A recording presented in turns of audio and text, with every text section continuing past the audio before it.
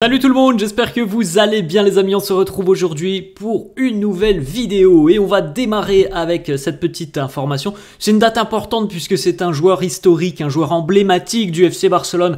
C'était il y a exactement 23 ans, jour pour jour, 2001 à l'époque. Regardez les maillots à l'ancienne, les tout simplement styles à l'ancienne avec des maillots assez larges. Maintenant c'est des maillots évidemment beaucoup plus proches du corps. Mais en 2001, Carles Puyol inscrivait son premier but sous les couleurs du Barça. C'était à l'époque lors d'une victoire 4-0 des Catalans face à Valladolid. On rappelle les amis que nous sommes sur une période de trêve internationale. C'est parti pour la trêve internationale pour 15 jours, donc pas de match du Barça cette semaine. Repos pour les joueurs qui ne sont pas avec leur sélection et puis pour les autres, et bien évidemment, il y a des matchs de Ligue des Nations, il y a des matchs aussi de qualif au mondial du côté du sol sud-américain. On regarde les deux, une des quotidiens catalans, Mundo Deportivo qui titre Con mal pillé. Du mauvais pied, le Barça battu hier du côté de la Real Sociedad. Deuxième défaite de la saison en Liga, une défaite 1-0 donc pour les Catalans dans un match où franchement le Barça n'a pas été bon, tout simplement, il faut le dire. On a quand même une équipe catalane qui est très en forme depuis le début de saison. Sur cette rencontre hier, il y a eu beaucoup de manques du côté du Barça. Alors après, du mauvais pied, parce qu'il y a aussi un petit peu un jeu de mots dont on parlera dans quelques instants, avec un but refusé à Robert Lewandowski après visionnage de la VAR. Franchement, très litigieux, mais voilà, si on enlève si on occulte le fait de ce but revisionné par la VAR, le Barça hier ne méritait pas de s'imposer du côté de la Real Sociedad. Ça a été un match assez pauvre des Catalans, très loin des standards que l'on a depuis un mois, hein, puisqu'on a quand même aucune frappe cadrée. Hier, par exemple, pour le Barça, c'est une statistique parmi d'autres. Les Catalans dans le dur hier du côté d'Anoeta. Le quotidien Sport qui titre Bajonazo y Polémica, coup dur et polémique. C'est exactement le résumé de cette rencontre. La polémique dont on parlera dans quelques instants avec ce but franchement refusé pour des raisons qui sont très suspectes à l'heure actuelle, hein, qui sont très litigieuses. Et Bajonazo, le coup dur, parce qu'on n'a pas véritablement reconnu le Barça hier, hein. Vraiment un visage différent de ce que l'on voit déjà depuis quasiment le début de saison et depuis quelques semaines maintenant où le Barça en passe 4 ou 5. Bon, hier, je vous avais dit, hein, ça va être un match compliqué. Je pense qu'on n'aura pas beaucoup de buts dans cette rencontre. Voilà. Après, je savais pas que le Barça allait passer à côté parce que franchement, hier, ça a été très pauvre dans le jeu côté catalan. Alors, il faut reconnaître, et on l'a dit hier, hein, que la Real Sociedad est une équipe très bien organisée, qui ne concède au final que très peu d'occasions, et ça a été le cas hier. Voilà, le Barça n'a même pas cadré une frappe sur cette rencontre.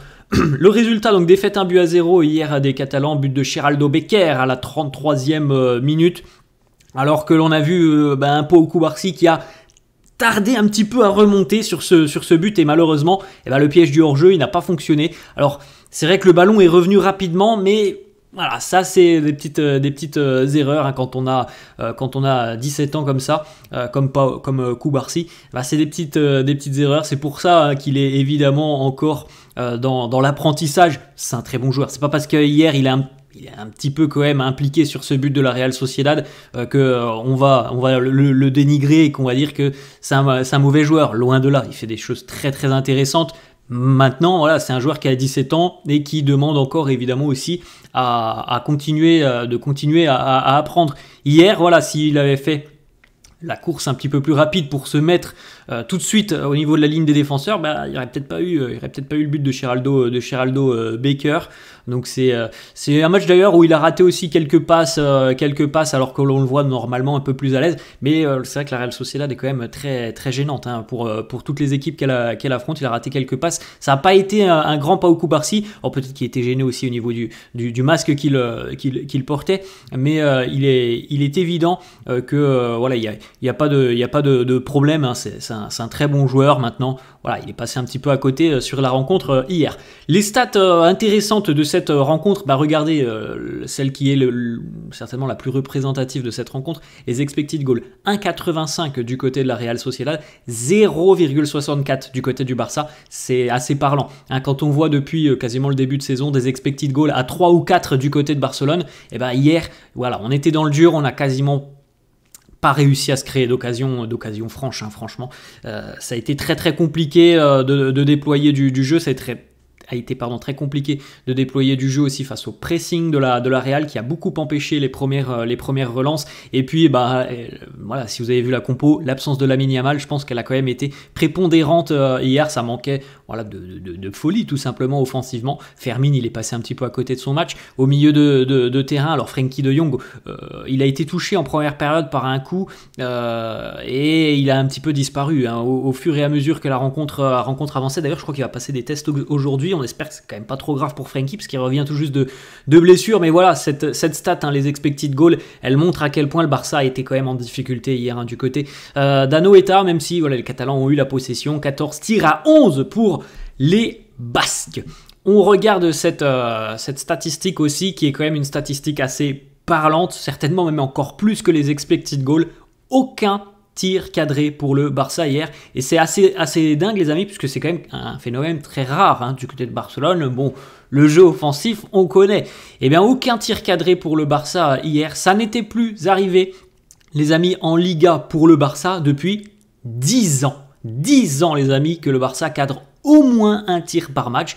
Souvent c'est beaucoup plus, mais ça faisait 10 ans voilà, qu'on n'avait pas eu aucun tir cadré, c'est arrivé hier. 0 tir cadré, et c'est seulement la deuxième fois en 20 ans en Liga pour le Barça. Donc depuis qu'Opta analyse les stats de la compétition, depuis 2003-2004, ça arrivait 2 fois au Barça de ne pas cadrer une seule frappe lors d'un match de Liga. C'était hier et c'était il y a 10 ans, en 2014, à l'époque face à Malaga sous Luis Enrique. On enchaîne avec cette petite stat aussi, puisqu'il n'y a pas de tir cadré hier, donc c'est difficile de marquer. Première fois de la saison que le Barça reste muet, aucun but hier pour les Catalans. Cela vient confirmer donc un match, absolument rien n'a fonctionné. Malgré tout, les Catalans restent leaders avec toujours 6 points d'avance sur le Real qui a un match en moins, mais on n'a pas de date en ce qui concerne le match en moins du Real, puisque voilà, on ne sait pas trop quand cette rencontre pourra être disputée.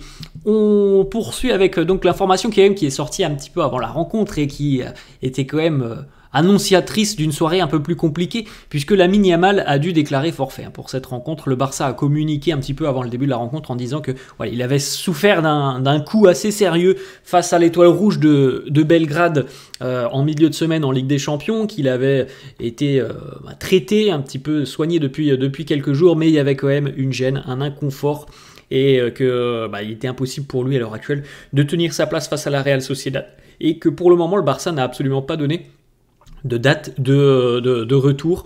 D'ailleurs, hein, on ne sait pas encore, mais normalement, il ne participera pas au rassemblement avec la sélection espagnole. Hansi Flick qui nous dit on a essayé jusqu'au dernier moment pour Lamine Yamal, mais voilà, on doit se rendre à l'évidence, on doit faire attention à Lamine. Je ne sais pas pendant combien de temps il sera absent. Il a des problèmes donc au niveau de la cheville. Voilà, c'est ce qui nous a été rapporté hier, et on a vu hein, évidemment sur le terrain l'absence de Lamine, de sa folie, de sa créativité.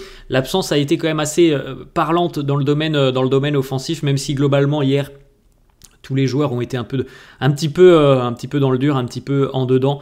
Peut-être Inigo Martinez a été assez à l'aise. Iñaki Peña au final a été assez bon sur cette rencontre. Il a eu quelques situations à négocier, mais après voilà, dans le domaine de la création, ça a été très limité hier. D'ailleurs, une petite stat quand même qui est assez aussi parlante hein, sur Lamine Yamal. Les 2 fois où le Barça a perdu cette saison en Liga, les 2 fois Lamine n'était pas titulaire. On se souvient qu'il avait été mis au repos par Hansi Flick face à Osasuna il y a un peu plus d'un mois et demi maintenant. Le Barça avait perdu, et hier il était absent pour blessure. Le Barça a perdu. Alors autre petite particularité, on va en parler dans quelques instants, le Barça a aussi perdu donc ce deuxième match cette saison en Liga avec le même arbitre. C'était le même arbitre lorsque le Barça avait perdu contre Osasuna, et il y avait déjà eu des décisions litigieuses. Bon, hier, il y a cette décision de la VAR, même si voilà, le Barça ne mérite pas grand-chose hein, sur cette rencontre hier. Il est évident que le but qui a été refusé à Lewandowski aurait pu changer un peu certainement la dynamique de la rencontre, parce qu'il y avait 0-0, ça faisait 1-0 au bout de, je crois qu'il le marque au bout de 12-13 minutes. Donc ça aurait pu changer la dynamique de la rencontre, mais voilà, c'est quand même une petite particularité du début de saison du Barça, qui n'a perdu que 2 matchs, chaque fois c'était avec le même arbitre.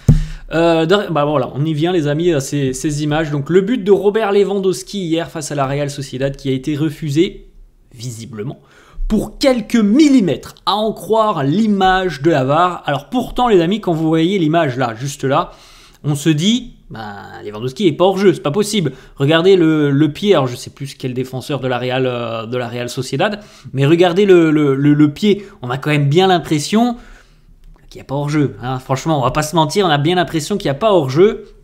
Et pourtant, eh bien, l'image VAR que vous avez de l'autre côté, donc là-bas, hein, l'image 3D, elle nous sort un hors-jeu très surprenant, très surprenant. C'est franchement difficilement explicable hein, de comprendre comment il pourrait y avoir hors-jeu quand on voit l'image réelle qui est celle-là, et quand on voit l'image 3D qui nous est sortie. On a franchement l'impression qu'il y a eu une erreur au niveau de ce hors-jeu semi-automatique. C'est quand même assez surprenant, très surprenant. Regardez les amis, encore une fois, on a essayé de grossir un petit peu les traits de l'image.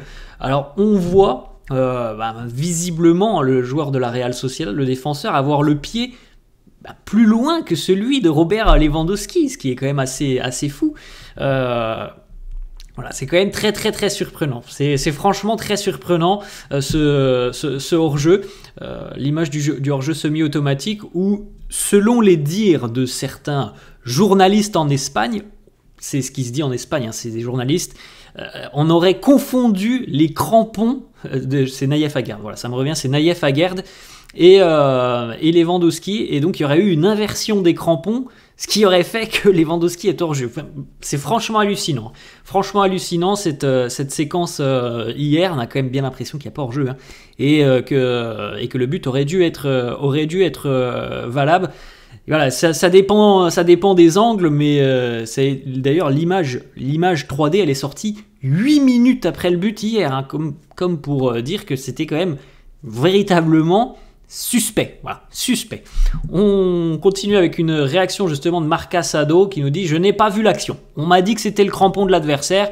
Je ne sais pas, honnêtement. Si c'est vrai, le but aurait dû être validé. Je pense qu'on saura tôt ou tard si ça devait être validé. » Bon, je pense de toute façon, la dynamique, là, sur les prochains jours, la polémique, elle va durer et qu'on aura peut-être plus d'informations, peut-être plus d'angles d'ici à quelques jours. Mais il est évident que quand on voit l'image là, que vous retrouvez de nouveau sur le côté droit, on a quand même du mal à se dire, quand on voit le pied de Nayef Aguerd et le pied de Lewandowski au final, le pied de Lewandowski qui au final est bien avant celui d'Aguerd, et pourtant on nous dit que c'est le crampon de Lewandowski qui est hors jeu. Alors je veux bien que le pied d'Aguerd soit un petit peu de biais, mais franchement c'est une image très surprenante.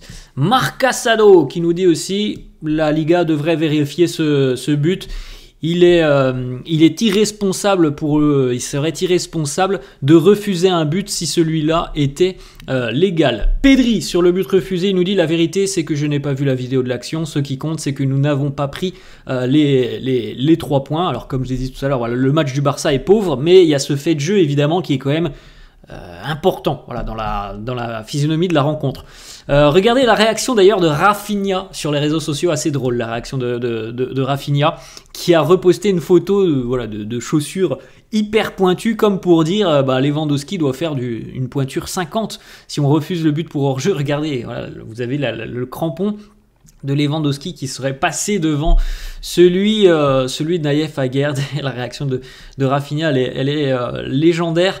Mais franchement, voilà, c'est quand même très très très très surprenant. On va pas se mentir, hein, on a l'impression qu'il y a pas hors-jeu. Alors, on aimerait avoir quand même d'autres angles. C'est dingue quand même qu'en 2024, on soit toujours avec ce genre de quiproquo. Il n'y a pas un angle qui peut nous montrer la situation de l'autre côté, où on aurait donc en premier plan le pied de Robert Lewandowski. Enfin, Voilà, c'est un peu surprenant. On enchaîne la réaction de Hansi Flick, l'entraîneur, qui nous dit: le but refusé à Lewandowski a été mal pris. C'est clair.